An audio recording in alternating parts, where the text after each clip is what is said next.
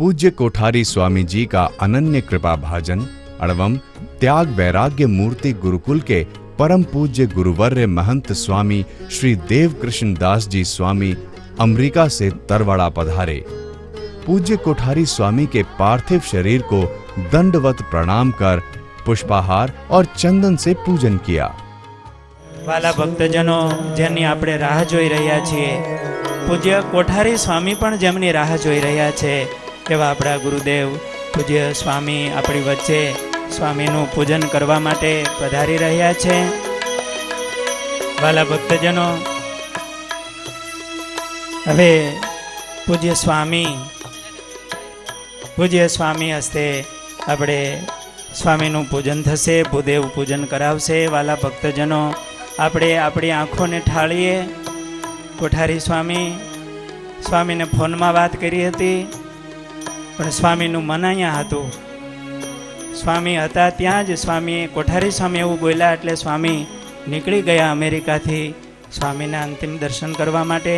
આજે 30 કલાકનો સતત પ્રવાસ કરી અને સ્વામી આપણી વચ્ચે સ્વામીનું પૂજન કરી રહ્યા છે।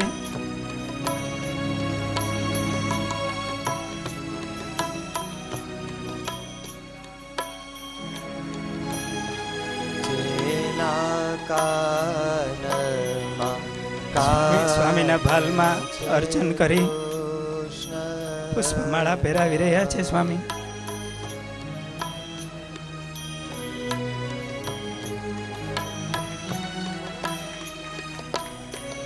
હું સ્વામીને પ્રાર્થના કરીશ, ત્યાં બાજુમાં સ્વામી સ્થાન ગ્રહણ કરશે। परम पूज्य श्री कोठारी स्वामी की भगवत भाव से सेवा करने वाले पूज्य श्री वृंदावन दास जी स्वामी और पूज्य श्री विश्व प्रकाश दास जी स्वामी को परम पूज्य श्री गुरु महाराज ने पुष्पाहार पहनाए। स्वामी नारायण स्वामी नारायण स्वामी नारायण स्वामी नारायण स्वामी नारायण स्वामी नारायण स्वामी नारायण।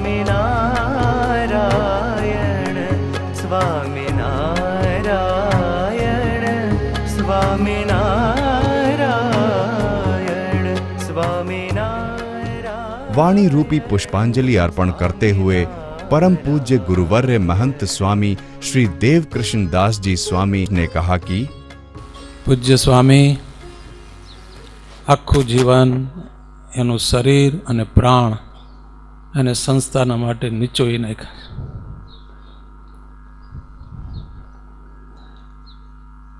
आजे अमारू सत्र उपरथी चालू गयुं छे।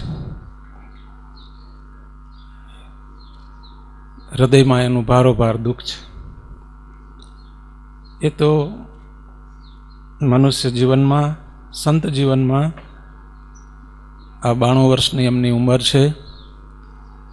એ ડંકો વગાડીને ભગવાનના ધામમાં પહોંચી ગયા છે.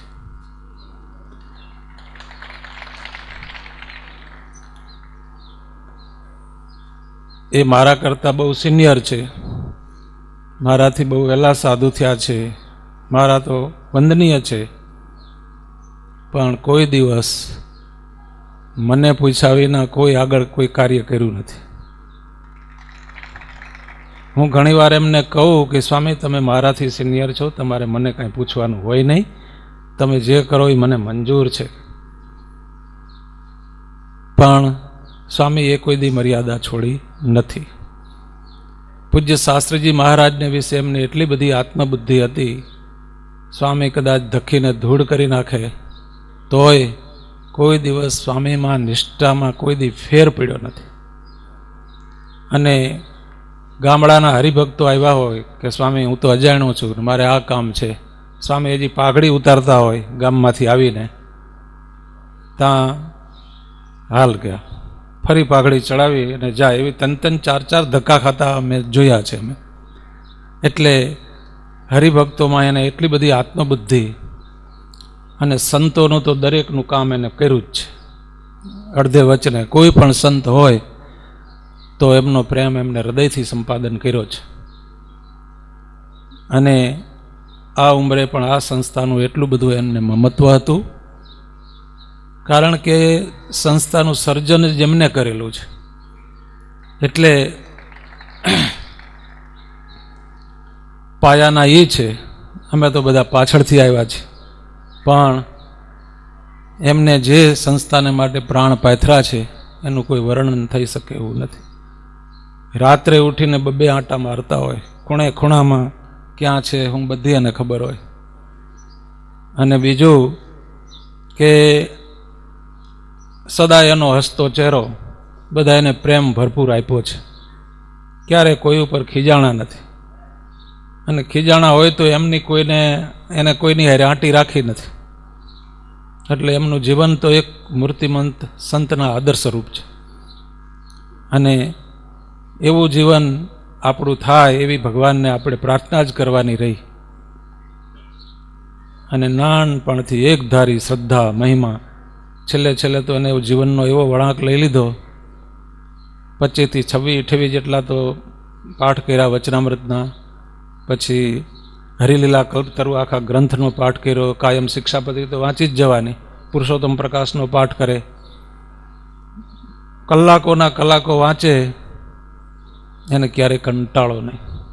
ભજન એવું ભગવાનની પાસે ઊભા રહીને પ્રાર્થના કરતા હોય, સ્તુતિ કરતા હોય, એમની નિષ્કામ ભાવે કરેલી સેવા, એમનો વળાંક ભગવાને એવો આપી દીધો, મૂર્ધન્ય ભક્તિથી ભરપૂર. અને આપણે પણ મનોમન પ્રાર્થના કરવાનું મન થઈ જાય કે હે ભગવાન, અમારું જીવન પણ એમના જેવું બને, એવી ભગવાનની પાસે આપણે પ્રાર્થના કરીએ છીએ. અને સંસ્થાની નાનામાં નાની સેવા હોય, ગમે એ હોય, પણ સંતોને પણ એમના પ્રત્યે ખૂબ જ ભાવ, હેત, પ્રેમ. ટૂંકમાં કહું તો આવા સંત મળવા દુર્લભ છે.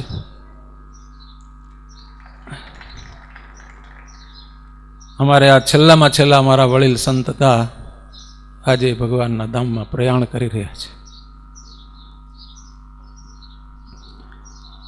ભગવાન આપણને એમના જેવું બાળક જેવું નિર્દોષ જીવન,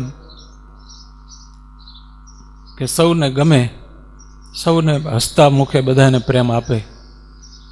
ત્યારે એ તો મહારાજની સાનિધ્યમાં પહોંચી ગયા છે. ભગવાનને પ્રાર્થના કરીએ કે આવું સુવાસમય જીવન અમારું પણ બને, એવી ભગવાનને પ્રાર્થના. અને પૂજ્ય શાસ્ત્રીજી મહારાજનો તો રાજીપો એમની ઉપર અઢળક હતો, હૃદયથી રાજીપો એમને મેળવી લીધો છે. અને આ સંસ્થા મારી, આ ભગવાન મારા, આ સાધુ મારા, અને આ હરિભક્તો મારા, એવી દિવ્ય બુદ્ધિ અને આત્મબુદ્ધિનો જે સત્સંગ ગુણાત્યાન સ્વામી વાતોમાં કીધો છે, એ સત્સંગ એવો એમને આત્મસાત કરી અને આજે એમના જીવનથી એમને પુરવાર કર્યું છે. ભગવાનને પ્રાર્થના કરીએ એમની પાછળ, એમને ખૂબ ભજન વાલું હતું, એમની પાછળ સવિશેષ ભજન કરવાનું આપણા સૌને બળ આપે અને એવી મહારાજની પ્રાર્થના સાથે વિરમું છું.